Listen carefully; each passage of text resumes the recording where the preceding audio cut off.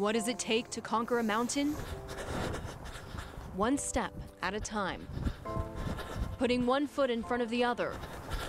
Daniel Lyon is defined by these steps.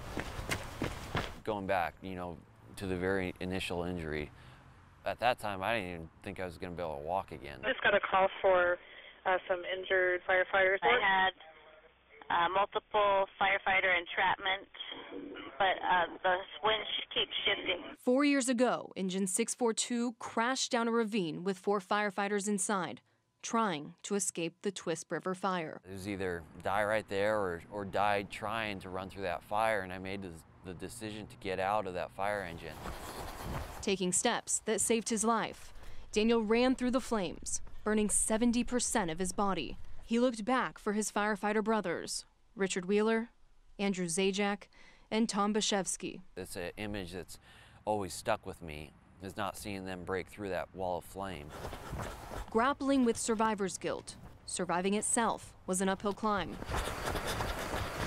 With each step, pushing through excruciating pain. The day that I got released from Harborview, I had a press conference. I was just speaking out of my heart at the time, and I said, I can't climb mountains right now, but right now I can climb hills. And now, all these years later, I've gone past the stages of just climbing the hills, and I am going to be climbing those mountains again, and it feels really, really good. And not just any mountain. Mount Rainier is a way to conquer Mother Nature again and say, you know what?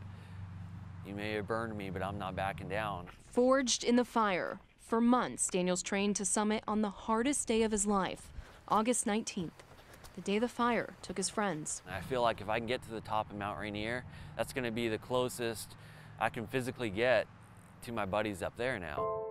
A summit years in the making. But for all his steps forward, a day before the climb, he was forced to take a step back. The climb leader ended up calling me and said, we're going to have to postpone this trip. Concerns about whether his hands could hold on in the cold, whether enough people could be there to help. This isn't going to stop me. This is just going to give me that much more time to train, that much more time to be prepared. A man who's faced much fiercer mountains, determined to keep climbing. 4 years ago, I was clinging on to my life, and I was basically at death's doorstep. And here I am 4 years later, climbing these hills and enjoying life again. It's not Mount Rainier, but it's another step in his journey. Every part of this journey has been a struggle, but it's definitely gotten easier.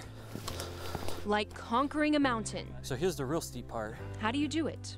One step, one breath, one day at a time. We're almost there. In Enumclaw, Simone Del Rosario. Another one down. Q13 News.